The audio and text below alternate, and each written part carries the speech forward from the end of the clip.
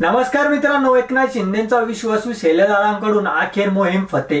ठाकरे गटाला सर्वात मोठा दणका काय आहे ही बातमी आपण जाणून घेऊया आपल्या चॅनलवरती। त्या अगोदर चॅनलला जे कोणी नवीन असेल त्यांनी चॅनलला लाईक आणि सबस्क्राईब करा। लोकसभा निवडणुकीमध्ये महाविकास आघाडीचा महायुतीला मोठा धक्का दिला होता। महायुतीच्या अनेक दिग्गजांना पराभवाचा सामना करावा लागला। मात्र त्यानंतर झालेल्या विधानसभा निवडणुकीत महायुतीने जोरदार पुनरागमन केलं।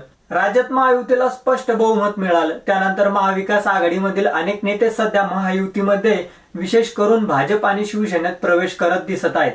याचा सर्वात मोठा फटका बसला आहे तो म्हणजे उद्धव ठाकरे यांच्या शिवसेने ठाकरे गटाला।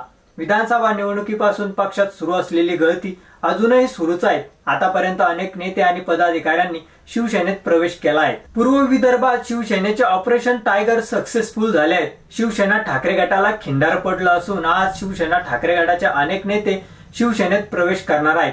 शिवसेनेचे पूर्व विदर्भ संघटक आणि एकनाथ शिंदे यांच्या निकटवर्तीय किरण पांडव यांनी विदर्भात ठाकरे गटासह काँग्रेस आणि मनसेला मोठा धक्का दिला आहे। शिवसेना ठाकरे गटाच्या नेत्या आणि शेलूच्या नगराध्यक्ष स्नेहल अनिल देवतरे या शिवसेनेत प्रवेश करणार आहेत। ठाकरे गटाचे चंद्रपूर शहर प्रमुख दीपक बेले यांच्यासह वर्धाचे उपजिल्हा प्रमुख अनिल देवतारे हे देखील शिवसेनेत प्रवेश करणार आहेत। आज नागपूरमध्ये उपमुख्यमंत्री एकनाथ शिंदे यांच्या उपस्थितीमध्ये हा पक्ष प्रवेश सोहळा होणार आहे। आज एकनाथ शिंदे यांच्या उपस्थितीमध्ये ठाकरे गटातील वर्धा, चंद्रपूर, गडचिरोली आणि नागपूरमधील पदाधिकारी शिवसेनेत प्रवेश करणार आहेत। सोबतच शिवसेनेने मनसेला देखील धक्का दिला आहे। मनसेचे प्रदेशाध्यक्ष किशोर सरारकर यांच्यासह नागपूर ग्रामीण जिल्हा प्रमुख दिलीप गायकवाड आज शिवसेनेत प्रवेश करणार आहेत। येत्या काही दिवसांमध्ये स्थानिक स्वराज्य संस्थेच्या निवडणुका होऊ शकतात असे संकेत मिळत आहेत।